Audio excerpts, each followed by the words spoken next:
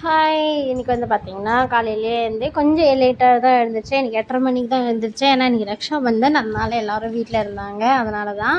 So காலையில் நான் tiffin பண்ணலை. அதுக்கு பதிலாக இந்த வேர்க்கடலையை அவிச்சு கொடுத்துட்டேன். இது நேற்று வாங்கிட்டு வந்த 1 கிலோ ரூ. 150 இவ்வளவோ வாங்கிட்டு வந்ததுனால, சரி அதுக்கு காலையிலேயே சிங்க்லலாம் போட்டு கழுவினேன்.